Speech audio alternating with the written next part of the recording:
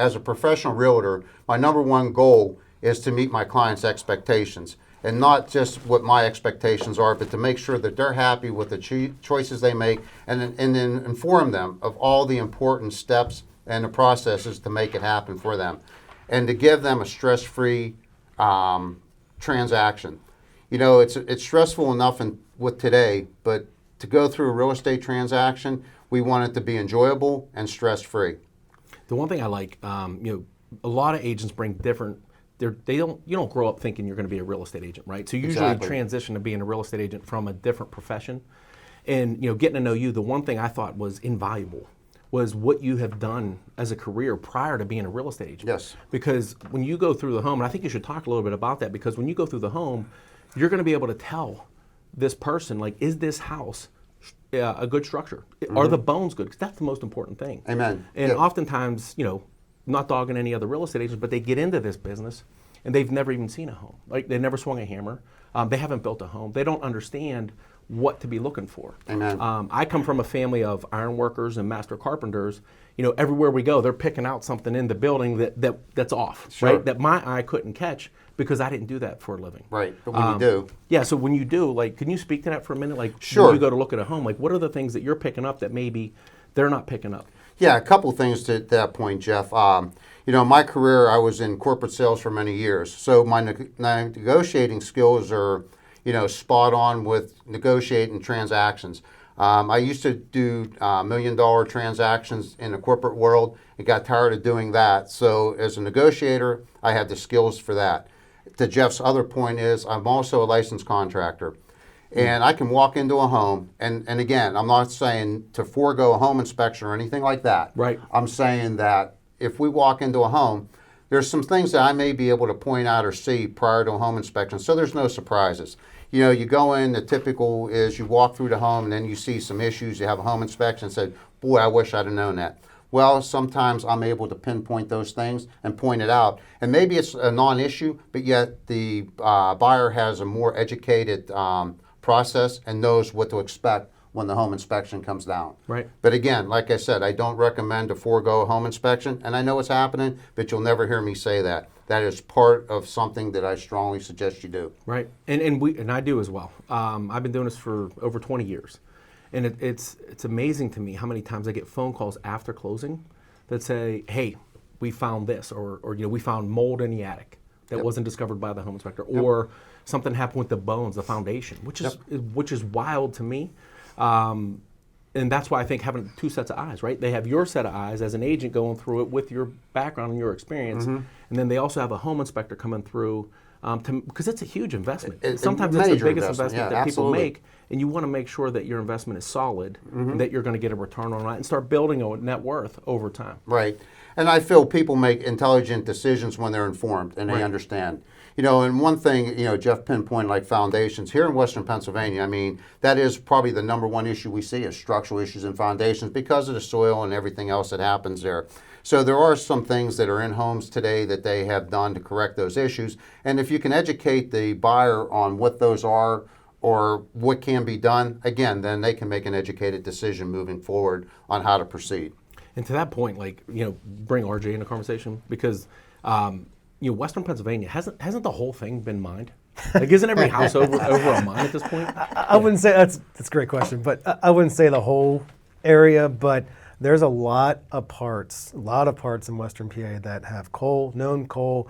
Every single person that I go and do a home insurance quote with, one of the sites I go to every time is the State Environmental Protection. And okay, what's been mined? What's been known? What's known there's coal, but they don't know if it's been mined. And we have a conversation about mine subsidence. Right. We have conversations around this area. We don't really have to talk about earthquakes or sinkholes too much, but I still bring that up because some folks, especially those moving from California, they might still be concerned about that. Okay, let's talk about that. So you're exactly right, Jeff. There's things some questions that should be asked. And I look at Bob's position, and it's more like, is this agent putting them in the right house? Not just selling them a house, but putting them in the right house. And I try to take the same position too. I have around 50 different companies I represent. So I'm looking to match the right insurance company with thoroughly discovered individual needs. And thoroughly discovered individual needs, I do not take that lightly. I ask a lot of questions to make sure we're getting them in the right policy that they should be. RJ, how bad does it drive you crazy when you see commercials about having the lowest rates? It doesn't even talk about the right coverage. No. It just talks about the lowest rates. No, insurance has a way of degrading itself, so to speak, and agents like myself, we just take that with a grain of salt, and it's just, it is what it is. There's no avoiding that.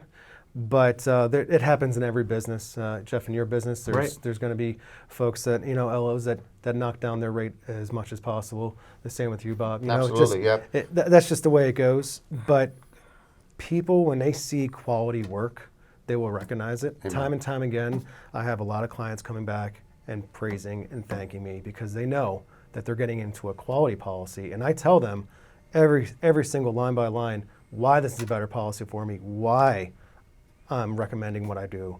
And, they can see the work. And that's the conversation we have as well. We're like, hey, you have to talk to your insurance agent and make sure you're getting the right coverage. Like, don't just look at the price tag or the monthly payment. Make sure that you're getting the coverage that you need for this investment that you're making right now. And to your point about us, a lot of loan officers don't know all the programs. There are a ton of programs out there, and they're changing. They're always changing. And so you may be talking to somebody about a conventional loan, not even knowing that you qualify for a Home Ready or a Home Possible. So you need to be working with people that know this industry, that know the guidelines, that know the programs. And on our team, it's not just me, right? There's 5 of us that are well versed. I think if you stack up all of our years, and not that years matter, but I think we're over 80 years of experience. Where that matters is that we meet Monday through Thursday every morning at 9:30 in the morning, and we're sparring. We're talking, like, what did you learn today? So we find those nuggets that help people to get into homes that, a single loan officer sitting there not digging into those guidelines won't even know about those loan programs. So, getting into the right loan program matters. And speaking to that piece, like Pennsylvania Housing Finance Agency has a program. It's a tough loan program, right? It requires you being educated. It requires you taking courses. And their programs change all the time. And so not a lot of loan officers even offer that program. And some don't offer it just because it doesn't pay well, right? It doesn't pay the loan officer or the company very well. For us and our team, we're always going to deliver the program that's right for the customer. And they have a program right now. It's called their K-FIT program. And FIT stands for Forgivable in 10 years. They'll give you 5% of the purchase price. So if you're buying a $200,000 home, they give you $10,000 that you can use towards your down payment and your closing cost. And with that program, you only need $1,000 of your own money out of pocket. And that $10,000 is forgiven 10% a year. So at the end of 10 years, it's completely forgiven, right? And as a loan officer, you need to be able to offer that program to your customers where it fits. We've had people qualify for that loan program that didn't qualify for any of the loan programs. So it's important that you're not only getting the best rate, but you're getting the right loan program as well. Just like with you, getting the right coverage, not just the lowest payment. Correct. Yep. Correct. It's so easy to just look at the lowest price for anything that we do, and lowest doesn't mean it's best. Right. Yep. Buyer's remorse in a lot of cases when you go with the lowest price. I see it in the contracting all the time. You walk in and see different projects that were done, especially through COVID, that now the buyer has remorse on. They have issues that occurred and they can't find the contractor, or they took the money and ran, one of the two. And that's crazy to me because, if you're getting surgery, you're not going to go shop doctors and go, give me the lowest priced doctor, right? Right. I want the guy that's going to fix me and do it right. Exactly. And when it comes to a home, same thing. Yep. Like if you're going with the lowest price contractor, there's a reason that they're lowest price, especially in this market now, because from what I know, contractors are booked out minimum 3 months. And people aren't even saying like, what's your price? They're like, how soon can you start? Exactly. Is the question, right? The quality ones that show up. The and good get the work quality done. contractors Yep. have their crews in that and have their act together. They're definitely booked out. So if a guy tells you he can start tomorrow, there's probably a reason why. Right. So now that we've got the pre-approval process and we've selected the realtor, which hopefully is me, now we'll go through what the next process looks like. We're going to sit down and we're going to have a face-to-face meeting. And we're going to go through the required documentation to get the transaction moving forward. There's 2 forms that are required by the state of Pennsylvania. One is going to be the consumer notice, and the second is going to be a buyer agency agreement with the brokerage that I represent. Those two forms allows you to enter a transaction with us, and you have the strictest confidence in our fiduciary duties to treat you with the utmost respect and to give you the quality that you deserve. The other thing we will do is we will sit down and set up a multiple list search or MLS search. And why is that important? Well, if you want to know what the properties are in the market today, once we set you up on that search and and you get a daily email on that, the daily email will evolve and have any new listings that come on the market, anything that's changed according to price increase or decrease. If, say, for an example, there was a house on the market and it was under contract or contingent and it goes back on the market, you'll get an email. So you would be the local expert within your search area to know what's happening in the market, to keep you abreast of what's going on. And then when you want to go see those properties, we can set up a tour from there and move forward. One key thing about you setting them up as a real estate professional on the MLS is that there are apps out there that are really user-friendly. You know, the Zillow app, the Realtor.com app. The challenge with that is that they're not always accurate. Correct. So we have customers that call us and go, hey, I want to put a bid on this home. And I'll say, did you check with your agent? Yep. Because oftentimes they'll call you and you'll say, hey, that home's not for sale. Yep. So even though you may be in love with your Zillow app or your Realtor.com app, you have to get with a real estate professional, get with Bob, get hooked up on his MLS, and make sure you're getting 100% accurate information. Yeah, the other thing I do is I have a Realty One app that I can send you, and it's a more accurate search. It's tied in with the MLS. So if you're out driving around and see a property that shows an interest, you can type in that address, pull up the information, and it's right at your fingertips. And then if you want to see it, it sends me a notification. So we're really in sync on this. Especially in today's competitive market, we need to be in sync to move fast whenever these opportunities arise for you. It's good stuff. So then, once we do a property search, a couple things that I do as a realtor. The first thing I'm going to do is I'm going to do a market analysis. I'm going to go and look at the properties in the area that were sold. So just in case you want to put an offer on a property, because it obviously becomes, what should I offer? Well, with the data I will give you, it'll do a market analysis of other properties that sold in the area, what's on the market, so we can make an intelligent decision and do a very competitive market pricing on that home. The second thing I will do is I'll give you a seller's disclosure.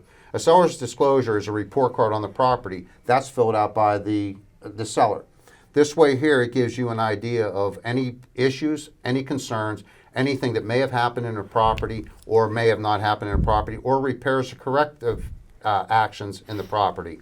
Now, one thing contrary to that is if it is a estate sale or somebody has a power of attorney, those documents may not be filled out. So again, sometimes my expertise as a contractor can pinpoint things in that home. And again, there's another really important reason to have a home inspection when those things do occur.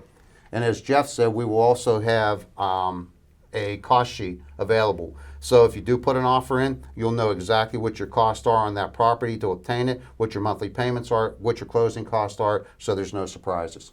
You know, you're talking about the seller disclosure. I can't express how important that is, that people don't just gloss over it. No. And they actually step through line by line and see what's going on with the property. And you could speak to this, right? Even a brand new build home, is it perfect? No, absolutely not. So there could be things on a brand new home that need fixed. Need repaired, exactly. They hire subs, most builders hire subs just like anybody else, and if they can make mistakes, nobody's perfect. The one big thing that I run into, Jeff, is SOAR camera test. Right. That's one addition in inspections now.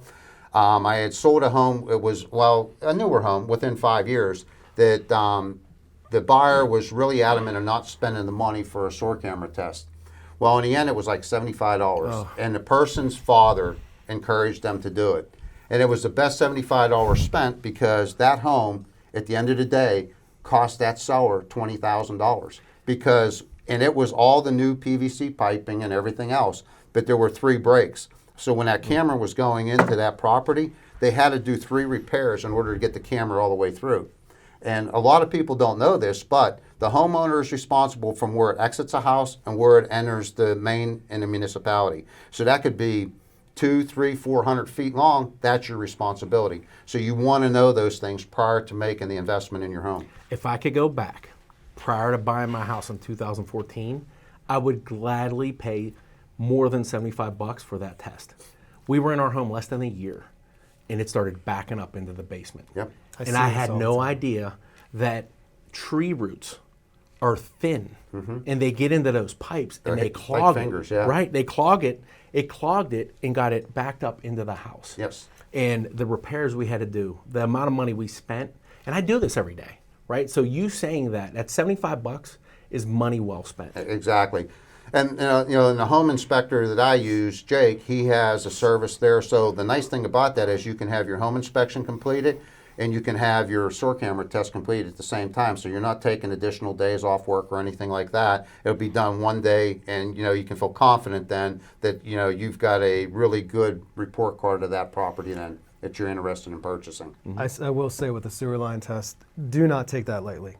You've heard these guys say it because, well, sewer line coverage, really just what we call insurance service line coverage, any kind of bird utility line coverage, very, very important. I recommend that with almost every home that I see out there because it can be a lifesaver. Yes. It really is. Yep. And if your agent isn't recommending it, that's a big question mark. If your insurance agent isn't recommending it, that's a big question mark right there in my mind because in Western PA, almost every home should have this, if you ask Yes. me.